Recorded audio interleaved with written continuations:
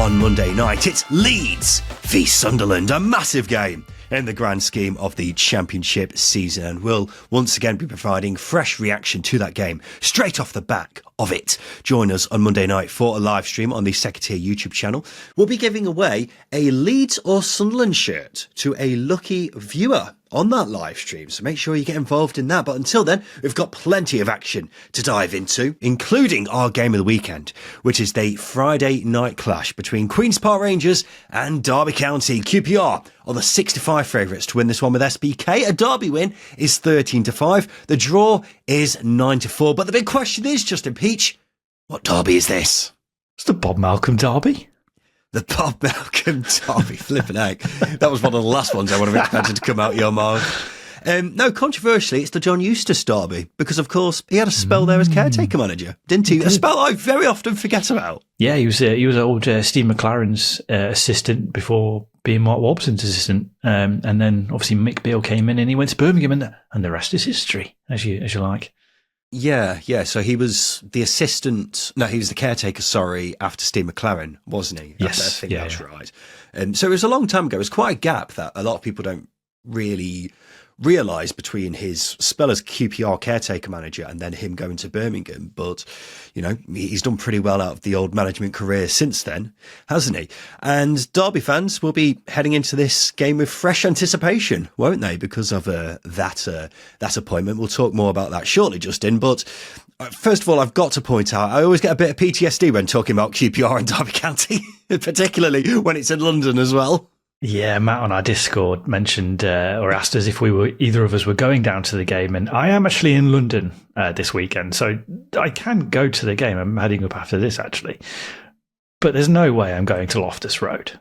There's no way I'm going to watch QPR play Derby in London. Nothing to do with Loftus Road. We'll point that out. It's just a bit too close to home. Yeah, I mean, Loftus Road's it's a throwback. I do love it, and I love walking around the ground as well. And obviously, the old BBC studios are around the corner. It's a good walk around. But yes, it is PTSD inducing. Obviously, the Bobby Zamora Wembley final that happened in London. That brings back poor memories. But also QPR relegating Derby was the last memory I have of going there. And that's just not something I particularly want to visit again. You know, they say, everyone's got a mental health journey. You just got to put away the things that make you feel crap. Going to watch Derby against QPR in London's one of those. Not doing it again. Yeah, I forgot QPR essentially relegated Derby as well. Yeah, that's another reason why QPR are not the fondest of teams. For Derby. QPR started the banter era and then ended the banter era for Derby County. Yes, absolutely right. But Justin, of course, Derby fans will be hoping this is a new era with their new manager, John Eustace. Of course, he's been confirmed as their new manager now.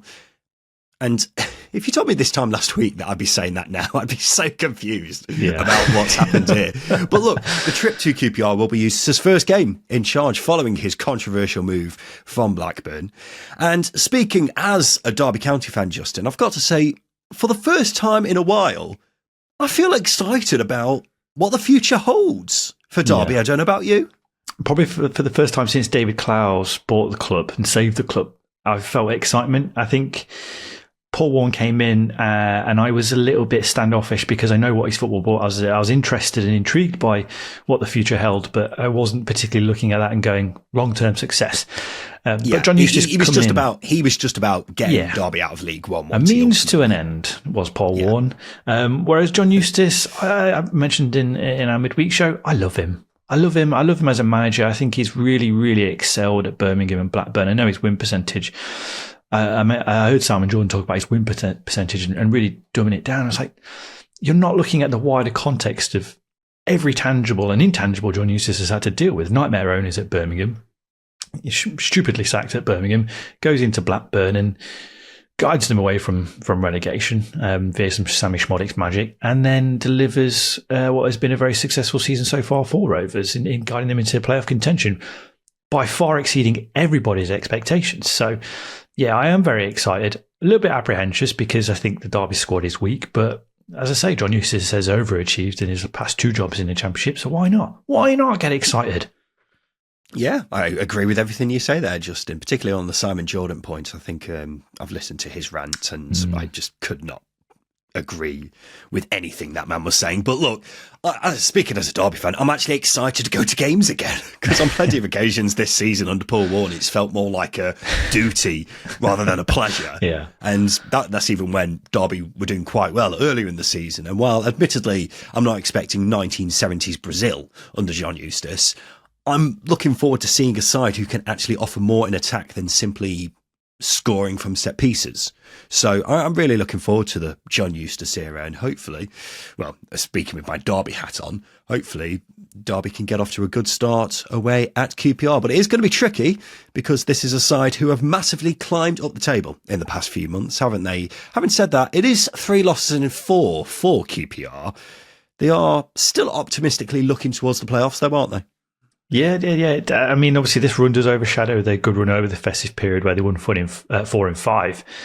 And creatively, there has been a drop-off in the last few games. But, they haven't been given opposition an awful lot of chances either. So they've been tight games.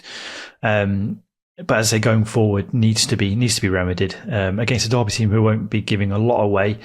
But yeah, you are right. I think they are looking towards the playoffs. And I do think playoffs is a realistic ambition.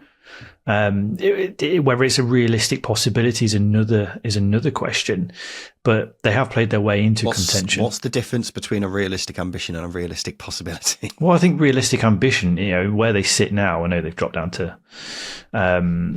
table a little bit, but they are still within earshot of the playoffs. They're on 41 points. West Brom are on 6th, but are they going to get in the playoffs? No, but they can dream, Ryan. You can't take away dreams of people.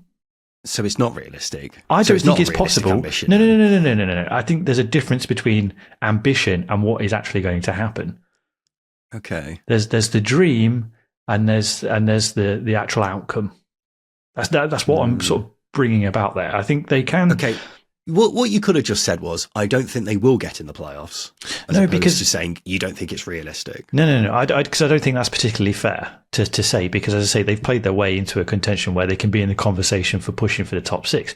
I don't think it will happen, but they deserve to be in the conversation because, as I say, they've really, really turned around their form. Their defensive solidity has played a huge role in that, and they deserve to be praised. And as I say, they deserve to be talked as a playoff contender until they're not a playoff contender. Okay.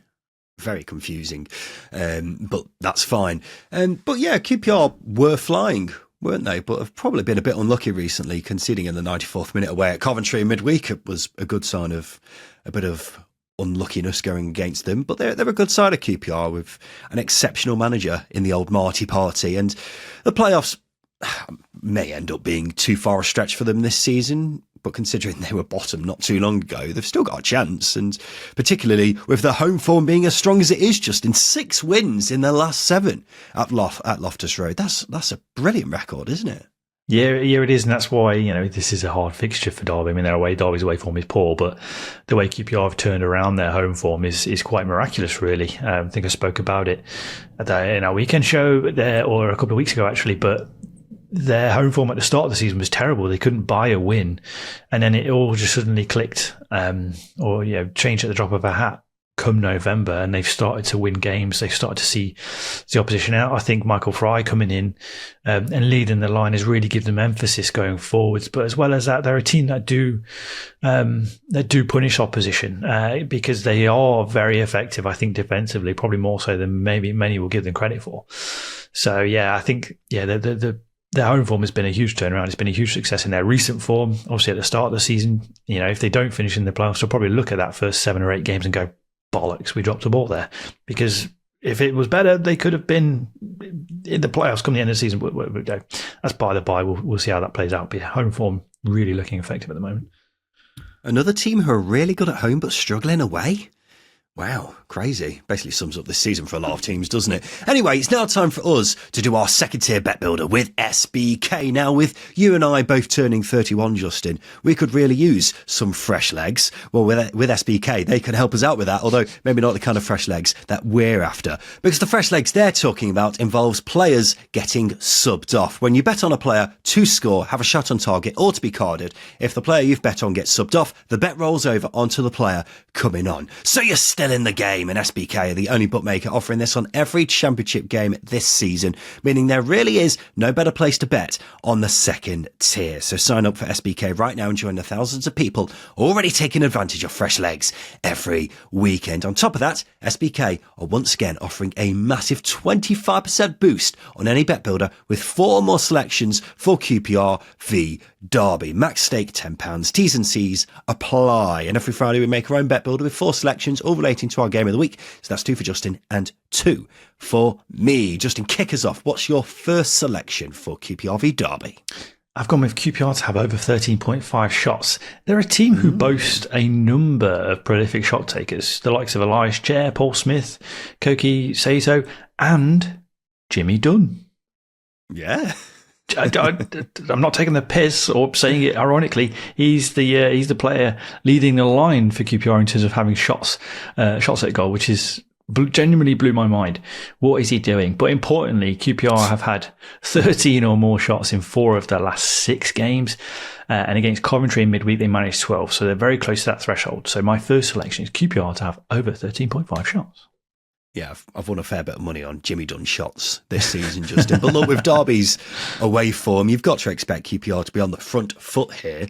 And QPR have been having a fair few shots recently, so this makes sense with that. Let's go to my first selection. It's under 4.5 cards. It's Ryan's card pick of the week. It's really hard to do that with a blocked nose. But look, I've been slapping these recently, and well, I don't have a particularly strong fancy this week with the old cards. This seems like the safest selection, and that's because the referee for this is David Webb. Now, he's a lovely lad, is David. Honestly, he wouldn't hurt a fly, Justin. But out of every referee who's officiated more than 10 games this season in the Championship, no one has given out fewer cards than our boy, David. He just wants everyone to get along, Justin. So this has to be the pick here for cards. Are you all right with that, Justin? I'm all right with that. I like the little spider reference as well. Well done. Spider reference? David Webb, he wouldn't hurt a fly. Didn't mean that, but I wish I did. Oh, brilliant stuff. Brilliant. So I've got nothing more to add on that one. I completely just really annoyed. I didn't even spot myself doing that. I'm cleverer than I think. Let's go to your next selection, Justin. What's that? I've gone with under 2.5 goals. I'm not expecting a goal fest. I've watched a lot of Derby. Their midweek draw against Oxford had me questioning my own mortality at points as well. But going more specifically into the numbers, just 13 games this season where there has been over 2.5 goals featuring Derby, but specifically actually Derby's 7 of Derby's last 10 games have yielded just 2 or less goals. They've really tightened things up. They're making it harder for opposition to break them down. It's a positive. They offer not a lot going forwards. And with QPR themselves not being free-flowing scorers of late, under 2.5 seems a safe bet. Yeah, Derby are doing a lot of the heavy lifting for this pick, aren't they? But that's just because their games don't seem to feature many goals. But I think Derby will sit back for this one, so I'd be surprised if this was a goal fest. And with that being said, the final selection for our bet builder for QPR v Derby County is Derby Double Chance. Yeah. An away game. I fancy Derby to get a result here. QPR are a very good side. I will give them full credit for that. And their form at Loftus Road in particular recently has been very strong. But Derby will be very aware of that. And I think they'll be heading there just looking to frustrate Rangers. John Eustace coming in as well. He'll be telling his players just to keep it tight. He won't have had long to work with the players. So he'll just tell them, look, stick to the basics and just try to frustrate QPR as much as you can. And I fancy Derby to get a result to kickstart the John Eustace era, Justin. So that's why I'm going with Derby Double Chance as the final selection for our bet builder, which is, as a reminder, as usual, is basically us saying Derby not to lose. Justin, what do you think of that? I think a draw is a safe bet. As I say, QPR dropping off a little bit form-wise in Derby, hopefully buoyed by the Eustace appointment. Again, it's whether or not Derby can offer anything going forwards, and whether or not QPR can punish Derby and unlock a very stubborn back line. So I think if there's going to be a goal in this game, it's going to be a scrappy one or a set piece. But that being said, I would still very confidently back a draw in this one. And if Derby are going to nick it, it's going to be because John Eustace is powering up the new era. One thing I will say is, even though Derby haven't kept many clean sheets recently, they have been pretty solid at the back. It's just going forwards where they're in absolute shambles because they offer very little. But defensively they have been really, really solid, and I think they'll be looking to play on that when they go to Loftus Road tonight. But let's go through our bet builder for this game, Justin. Our first selection is QPR to have over 13.5 shots. We've got under 4.5 cards, under 2.5 goals, and Derby double chance. And a £10 stake on that bet builder returns £80 thanks to SBK's 25% boost. But remember, if you don't fancy our bet builder, with SBK, you can create your own bet builder from a range of markets. T's and C's apply, over 18s only. And please do gamble responsibly. Justin, we'll take a quick break. Then after we come back, we'll make some predictions for the weekend.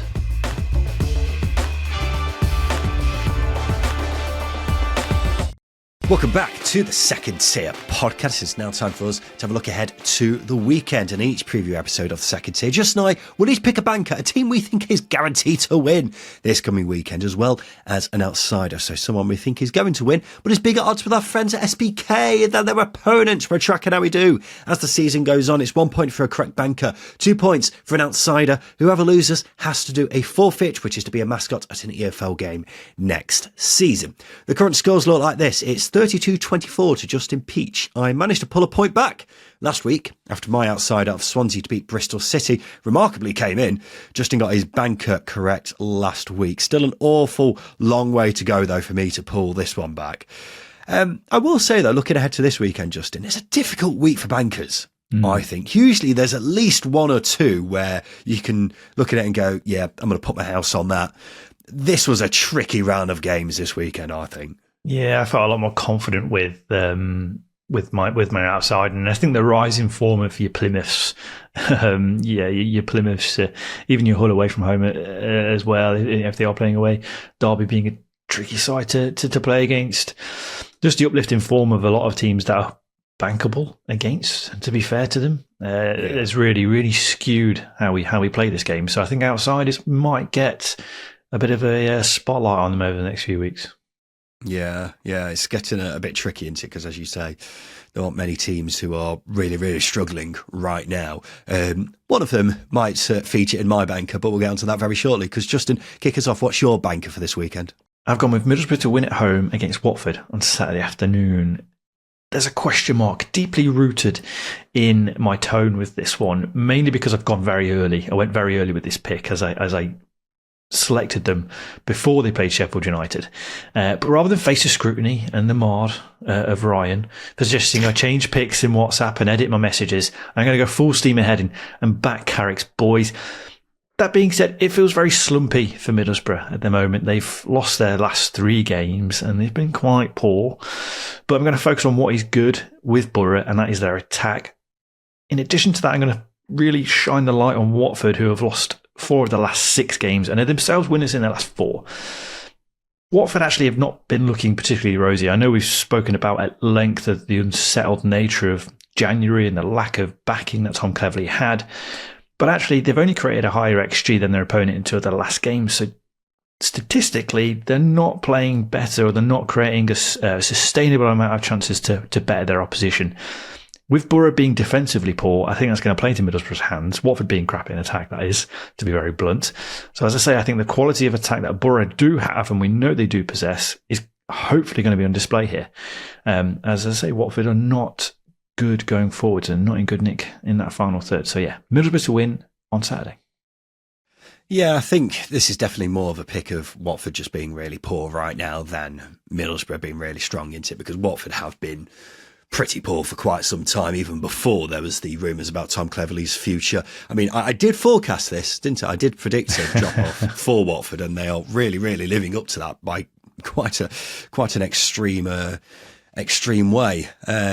Surprisingly, they've not dropped down the table as much as you probably would have expected for a side who have only won 1 point from their last 5 games. But yeah, they are really not looking very good right now. And the tremors after the Tom Cleverley controversy from not too long ago still feel like they're very much being felt around Vicarage Road. But I wouldn't be feeling too confident about Middlesbrough either, Justin, which was why I was somewhat surprised about you going with them, because they have been pretty poor recently, even before that Sheffield United game. I mean, they were very much second best against Sheffield United, but even before then, they've been poor for quite some time now, haven't they? You know, losing at home to Sunderland, losing away at Preston, losing away at Middlesbrough.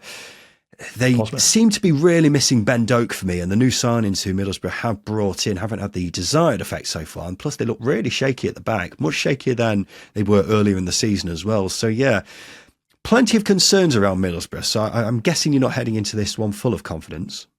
Hence why I was saying it with a question mark in my tone. There's a lot of unease with this one, not only because me picking Borough historically this season has gone tits up significantly. They've not done well for me at all this season. But also, yeah, everything you've said, there's a lot of uncertainty. So I'm just hoping that Borough's attack is better than Watford's attack in this game. But a very basic way of saying Borough convinced me a lot more going forwards, even in poorer run of form than Watford do. So that's where I'm leaning with this one. As I say, bankers are so hard to pick. They were very, very difficult to pick this weekend. So I've gone with the team who have lost 3 on the trot. Yeah, completely fair point. Let's go to my banker then. My banker for this weekend is Sheffield United to win away at Luton on Saturday afternoon. Now, it's strange to think this now, but this was, of course, a meeting between 2 Premier League sides last season, but they could very feasibly be an entire division apart next season, because Sheffield United have won their last 3.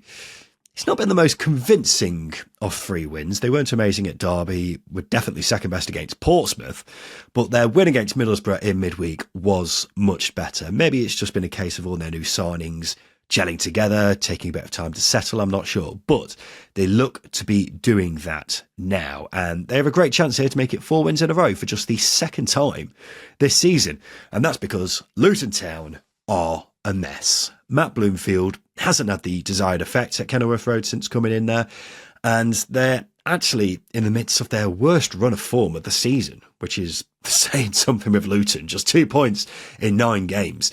They're playing just as poorly now as they were under Rob Edwards. There's been next to no improvement, and it's becoming an increasingly real possibility that Luton Town suffer back-to-back relegations. So it's not looking good for them at all.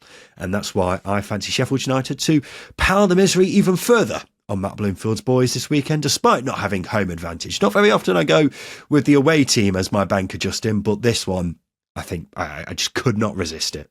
Yeah, look, the Luton card's so profitable now, isn't it? That stretching to home games, that's as bad of indictment. You know, something is so meaningless as this in the grand scheme of Luton Town. This pick, I mean, you know, as I say, it's a bad indictment. But yeah, Sheffield United have shown that they can win by playing poorly. They can beat teams who do not have as much quality as them and play poorly and still come away with the 3 points. I wouldn't say it's an exciting period for for Sheffield United, but that win over Middlesbrough, I think, should hopefully deliver a lot more belief into this side that they are capable of pushing once again for the second place. And yeah, they don't need to have a good day to beat Luton. I think that's the worry here for the Hatters.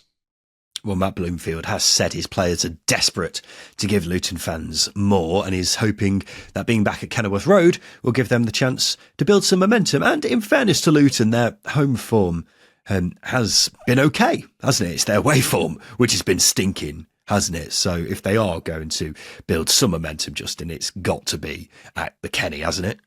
Yeah, well, exactly. That's where a lot of teams, you know, make up a lot of points. You look at Portsmouth from Fratton Park and how well they've turned Fratton Park into, I don't like to say it, but a fortress, an impenetrable place for a lot of opposition. Whereas Kenilworth Road has been that at times, but you know, and I've spoken a lot about Luton needing performances, but they need results, they need grit, they need determination. You look at Plymouth and the turnaround, that's been built on the foundations of rolling up your sleeves and really, really giving it opposition. It's a lot of personality. I'm not seeing it with Luton, and that's what they need. And you know, wins at home at the Kenny are going to hopefully build that. But whether it begins against Sheffield United, who are a very, very good side, nervousness, lots of nervousness. Yeah, they just need to put in a good performance, really, don't they? Because we haven't even seen that in a while with Luton. So even if they were to lose, a good performance would do them a hell of a lot of good. So it's just about getting some sort of positivity going with Luton, because things are really, really looking quite dire right now. But there we go. There were mine and Justin's 2 bankers for this weekend. And every week we combine these 2 selections with a bet on the full-time result of our game of the weekend to create our very own second tier featured accumulator with SBK. And as per usual, we're including one of our outsiders, which we put to you, the listener, on social media to decide who else gets included. So this week we're going for Derby double chance, Middlesbrough, Sheffield United to win, and my outsider of Bristol City to win. The listeners don't seem to be liking your outsiders at the moment, Justin, which is strange considering you're winning for the season. What's that about? Fools. Damn fools. That's all I'm saying. Yeah, I'm a master at what I do, and it's not down to me for the people to judge me. I'll do my talking at the end of the season. No, that's absolutely fine. But our second tier accumulator this weekend, Derby double chance, Middlesbrough, Sheffield United and Bristol City all to win. A £10 bet on our accumulator returns £194. T's and C's apply, over 18s only, and please do gamble responsibly. Let's go to my outsider then of the Bristol City to win away at Cardiff on Saturday lunchtime in the Severnside derby. Always a bit of an underrated derby, this. I think the Severnside derby, it always tends to be a spicy one, doesn't it? And I expect this one to be no different, particularly because there's a lot at stake for both these sides other than just local pride. Bristol City could find themselves in the top 6 by the end of the weekend if they win and results go their way. They're coming off the back of a solid 2-0 win over Stoke, where they were much the better side, and they'll fancy their chances at Cardiff. And that's because Cardiff are in a right old pickle. They could find themselves in the bottom 3 by the end of the weekend if results go against them. They're coming off the back of a 7-0 loss away at Leeds and a loss in midweek against Portsmouth, one of their big rivals, in the fight to stay up. So they've been very poor and look as if they might be dropping off once again, which is a big worry at this stage in the season, particularly when there aren't many teams down at the bottom of the table who are doing especially poorly right now. So that, mixed with the fact that Bristol City are simply a much better side than them, means I'm backing an away win in this one. Plus Bristol City without a win in 4 over their Severnside rivals. So I fancy them to change that here. Yeah, I think when you look at the form of individuals as well going into this one, Bristol City are coming into it in a lot favourable position. You look at Alex Mehmeti, Jason Knight, Scott Twine's really come into his own as well. Mehmeti's goals have been important. Jason Knight's ball recovery is almost rivaling that of Derby's Ebo Adams, who's been, for long periods of this season, the best ball-winning midfielder. And Jason Knight's really coming into it as well into that conversation. So, yeah, Bristol City have got a lot of form players, and obviously form-wise they're in a lot better shape than Cardiff. They've got a lot more going forwards. There's a bit more balance about them, and I think Liam Manning's, I wouldn't say found his best team or the best balance or the best way to balance his team, but it's looking like that. You know, the form pretty much backs that up, and I think Cardiff, especially if the game's maybe 0-0 for a long period of time, maybe things will get nervous, at the Cardiff City Stadium as well, which could play into how Cardiff play. So, yeah, I think Bristol City to win away is a good shout here, Ryan. Thank you. You mentioned some of Bristol City's individuals just then. There has been a big blow for Bristol City this week because their defender Luke McNally has suffered an ACL injury. It means he's going to miss the rest of the season plus much of next season. And that's really unfortunate because I think he's been class for Bristol City. Yeah, he's been good. He's been good. So it's definitely sad to see him, get injured, especially with an ACL injury. He's a player we both like. We've spoken a lot about him. His loan spells at Coventry and Stoke. He was probably very underappreciated, I think, in his loan spell at Stoke, and he looked really settled at Bristol City, and he's been key for them this season. So it was another player they've lost to a long-term injury. They are very unfortunate with injuries, especially to two defenders. So yeah, very disappointing for the player and club. You just hope that they bounce back and hope that Bristol City aren't too impacted by it this season, because as I say, dark horse contender for the playoffs. They need everybody they can get in that squad. They look pretty good in midweek without him, but that's undeniably still a big, big blow. So, yeah, will be interesting to see how it affects him as the season goes on. Come on then, Justin, what's your outsider for the weekend in the Championship? I'm playing the Frank Lampard effect card. Coventry to win away at Sheffield Wednesday on Saturday afternoon. Coventry's ability to keep clean sheets has swayed me here. Leeds aside, they looked very comfortable in controlling games of late. QPR was a bland game that they edged at the death, with Bobby Thomas scoring from a corner. And I hope that gives them confidence going into the game against Wednesday, who at home aren't particularly the most convincing. I think the more chaotic a game is for Sheffield Wednesday, the better it is for them. But I don't think Coventry or Lampard will allow that. And you only got to look at the introduction of Matt Grimes, being a testament to the idea that Coventry are wanting to control games and play through the thirds a little bit more, because he's a very good player at doing that, as anybody who's followed the Championship closely over the past few years will know that. But Frank Lampard has done a great job morphing this team, making them comfortable in and out of possession, and the rewards are clean sheets and 3 points, and obviously rising up the table as well. So, yeah, Coventry to win against Sheffield Wednesday for me Saturday. Yeah, I'm sure this is going to get a reaction from Coventry fans on social media who say we never give Frank Lampard any credit. But they should be heading into this game hoping to get something, because Sheffield Wednesday, as you mentioned there, Justin, are a bit unpredictable, particularly at home. And they've had some bad injuries. Barry Bannon's out for a while, and they've had some even bigger bad news, really, because Deshaun Bernard has been ruled out for the rest of the season. The defender suffered a knee injury in their game at the weekend against West Brom. Up until that point, he'd only missed 4 games this season. So we were just talking about Luke McNally missing for Bristol City, but that's another big defender who's going to be a big miss for his respective side. Yeah, it's not great timing, because again, Wednesday we're in that conversation of pushing for the top 6. So when you lose a defender just after the international break, January transfer window, it's a hard one to take. You can't replace them, but yeah, Wednesday don't boast a large quantity of mobile, fit centre backs. They've had to feature, or Max Lowe's featured a lot of centre half, so too has Dom Iorfa, where you can argue, not always their most natural positions, but they filled it valiantly. And Bernard's probably the standout centre back in that squad. So to lose him for the rest of the season, as I say, is a blow, and hopefully it doesn't impact any drive up the table, because we've seen a lot of positivity at Wednesday this season. Unfortunately, Bernard getting injured, maybe frustrates that a little bit. There are a few playoff chasing sides who are sort of limping a bit, aren't they, when it comes to player availability? And Sheffield Wednesday are one of those who have been badly hit by injuries as well. But hopefully, as you say, they continue to plug on towards the playoff places. But there we go. Those have been our predictions for this weekend, ladies and gents. And that must mean it's now time for this.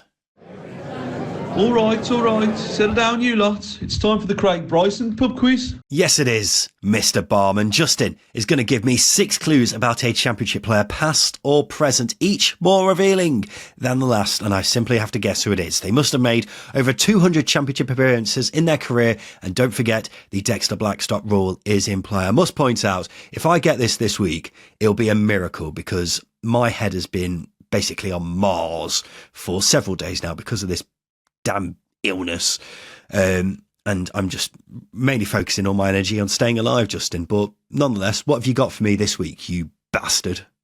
Craig Bryson pub quiz comes before health, I think, but that's me. I agree. That's me, so hopefully you get this one. First clue is I've made 266 appearances, scoring 34 goals. Oh, has he really? Has he really? I'm going to go with Ross Wallace. It is not Ross Wallace. Good to hear him mentioned. Second clue, Ryan, is I made my debut in English football for Blackburn in 2009. Did he really? Is it Ben Marshall? It is not Ben Marshall. I don't know where he would have made his debut abroad. No, I can't think where he started. I know he played for Blackburn, so I was just having a stab in the dark then, but I can't really remember where he started his career. Was it Leicester? I honestly have not got a clue. No? Okay, let's move on and just pretend we never asked that question. I didn't drop down to the Championship until signing for QPR.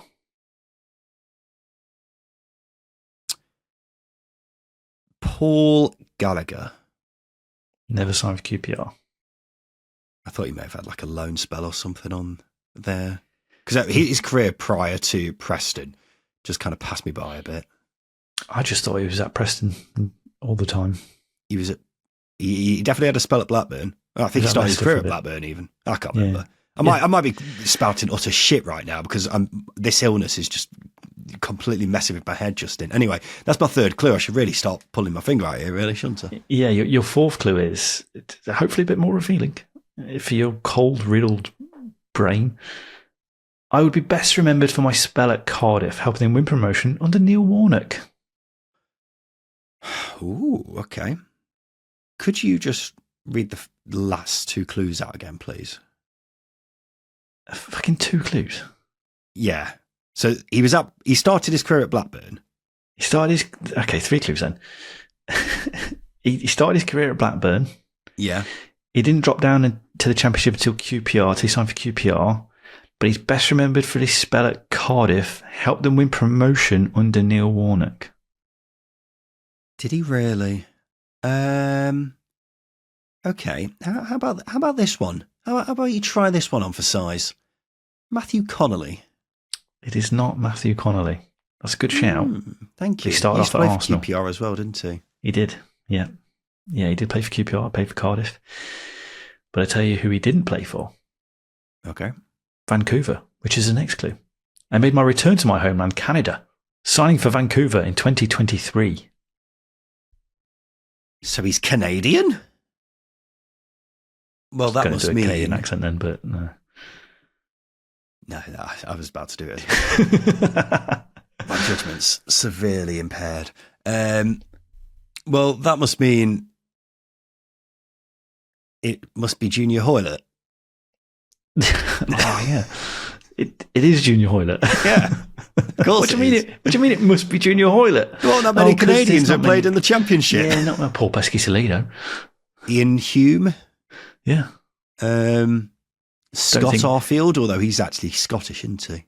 Yeah, but he's technically Canadian. I don't think Paul Pesky-Salido retired or was still playing in 2023, mind you. So that was a bad shout from me. But a lot of Canadians, actually. There's more. Adrian Siriu, the guy with the long throat from Millwall. Oh, he was Canadian. Yeah. Oh, yeah. Oh, yeah. There you go. What's that? Well, there you go. Quite an underwhelming end to the Craig Bryson pub quiz. A little bit, yeah. A little bit. What's the final clue, Justin? The final clue was I was signed by Neil Warnock for Cardiff City and Aberdeen, but also played under Neil Warnock at QPR.